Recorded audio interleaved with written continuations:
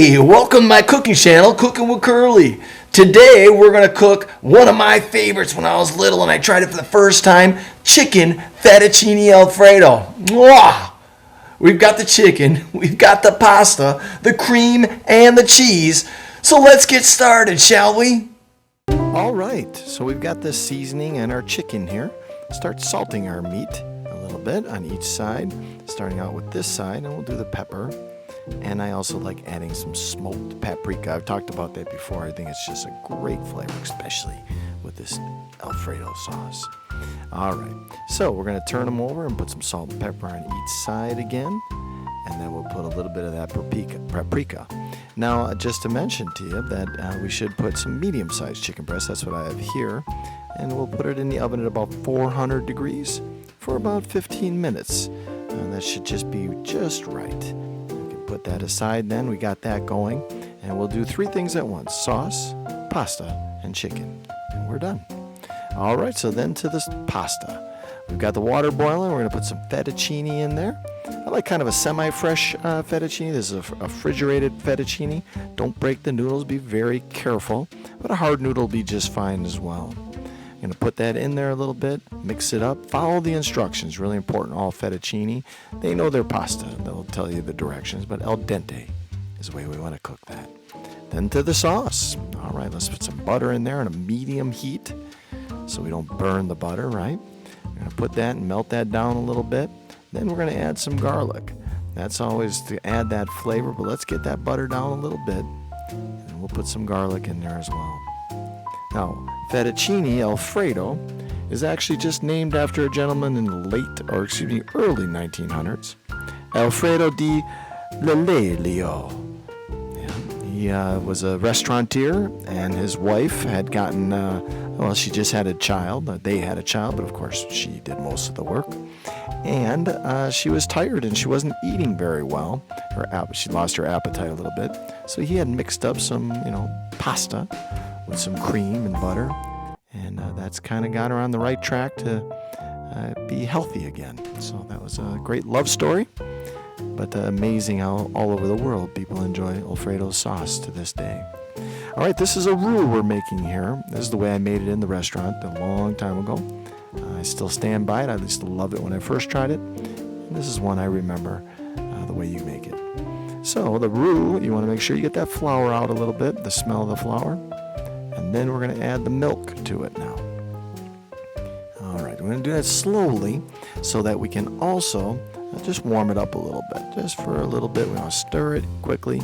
Remember very carefully that it's on a medium heat. Lots of sensitive items here: the butter, the garlic, the milk. You can scorch all those things or just burn those things, so be careful. All right, we've got the milk in there. Getting in good shape. Going to turn it up, just warm it up. And then the heavy cream. There we go. Oh yeah. I'm going to put that in there, stir it up, warm it up, and the next thing you know, we're going to put the Parmesan cheese. The Parmesan cheese is in this particular one is shaved Parmesan. Gives a little more flavor, I believe. It brings out the smell a little bit. But this just cheese is what's going to really help thicken this sauce a little bit. See that? Look at that's the cheese really, right? But that roux is going to kick in real soon too. Then we're going to go with the Romano cheese. Start slowly adding this. Oops, I got something in there. I'm going to pull that out. And then we're going to add the rest of that Romano cheese as well. Start looking at the thickness of this. Stir it up real nice and good. But let's just add some finishing flavor, salt. Now you can do this to taste. I would recommend just following the directions. And then I like using white pepper. There's pepper and white pepper, but I like the white pepper in this dish just because I'm not that fond of the black flakes in the cream sauce like that. So we got the white pepper. Join it up, smell it. That smells delicious. Now we're looking for that thickness just to finish up. Look at that, see that? That's that cheese, but also that roux kicking in a little bit. And keep stirring. And we're going to check it with a spoon. See how it looks creamy? The viscosity is getting thick. Put it in a slow motion here just so you can get a general idea of how you want that sauce to look before you're done. Okay? That looks just right. Looks magnifico. All right, so let's put this dish together. We got that pasta we worked at al dente. Got the chicken with the paprika, salt and pepper, and then that wonderful Alfredo sauce. I'm gonna drip it all over the pasta. You can mix the pasta and the sauce. A lot of people like it that way, but sometimes it'd be too saucy. It's really just a preference. I like it this way, where you have a little work to do while you're eating it. And I like the chicken not having the sauce on it too. All right, so then we're gonna cut this chicken up a little bit. Looking good. Now just a reminder, this is the way we do it. I put chicken on this particular dish, but Alfredo fettuccine can be great with just a salad, bread. You can add some bacon or grilled shrimp. Some vegetables too, asparagus and broccoli go excellent with this dish. All right, here it is. Ta-da! Chicken Fettuccine Alfredo.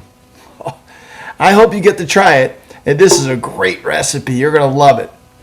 Again, I look forward to seeing you next time. Remember always just to be kind to each other, love each other. It's so important, right? It's the only answer to all your problems. I look forward to seeing you next time.